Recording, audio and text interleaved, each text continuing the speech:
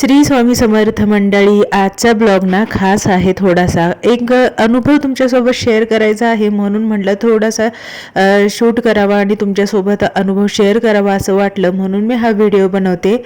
तर मंडळी, आज आहे गुरुवार आणि गुरुवारचा मला ना स्वामींचा एक छानसा अनुभव आलेला आहे. एकदम छोटा आहे पण मनाला लागून म्हणजे एकदम भारी वाटून गेलेला आहे. त्याच्यामुळं म्हटलं स्वामींचा हा अनुभव तुमच्यासोबत तर शेअर केला पाहिजेच, म्हणून हा व्हिडिओ मी बनवत आहे. तर असो, आज ना मला बनवायची होती कांद्याची पात, मेथीची भाजी. आता ना मेथीची भाजी आणि कांद्याची पात हे का बनवते, म्हणजे दोन दोन भाज्या बनवायचं म्हटलं की जरा मोठा कुटाणाच असतो.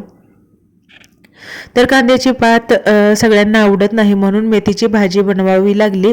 आणि ती बनवून घेताना ना म्हटलं पहिल्यांदा ती साफ करावी आणि मग नंतर बनवून घ्यावी. चला, तर हे जेवणाचं आपलं रोजच चाललेलं असतं, काय ना काय, हे भाजी करा ते भाजी करा. काश्मीरचा प्रश्न सुटला पण भाजीचा काय प्रश्न कधी सुटणार नाही.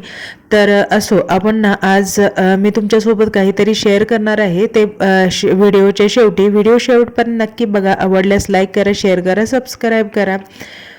रियांचा ॲन्युअल फंक्शन जवळ आलेला आहे आणि मध्ये ना छान असे कपडे भेटलेले आहेत आणि ती मला ना खूप आवडली खरं तर. आज सकाळीच पप्पा त्याचे घेऊन आले आणि आल्यानंतर मी बघितले, थोडीशी साईज मोठी वाटली, पण असूया, अजून घालून बघितली नाहीत, त्याला घातल्यानंतर समजेल. देवपूजा सकाळी सकाळी करून घेतली आणि मस्त छान असं प्रसन्न वातावरण घरामध्ये नेहमीसारखंच होतं. तर घरामध्ये देवपूजा केली ना मला तर खूप छान वाटतं. आणि गुरुवारी तर न चुकता मी देवपूजा करते. फक्त एकच उणीव असते ती फुलांची, आणि तीच काय गंमत झाली सांगते मी आज आत्ता तुम्हाला.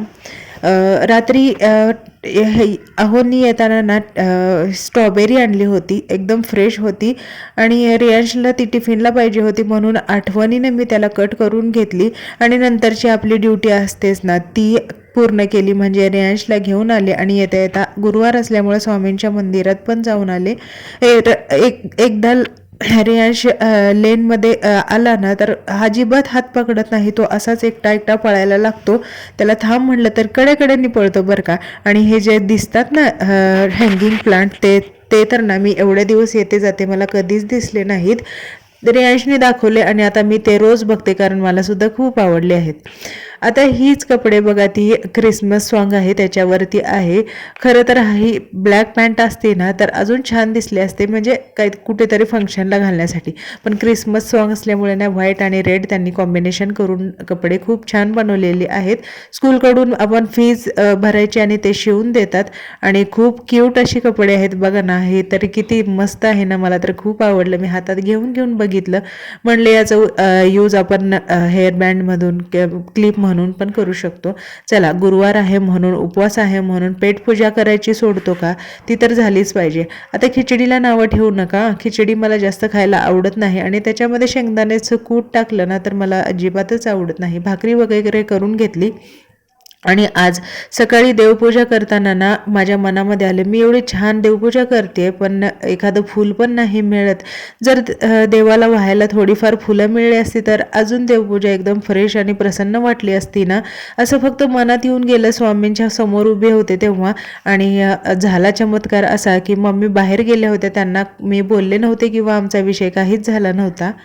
2-2.5 तासानंतर त्या घरी आल्या. माझी देवपूजा वगैरे झालेली होती आणि येताना चक्क त्यांनी फुलं आणि हार घेऊन आलेल्या होत्या.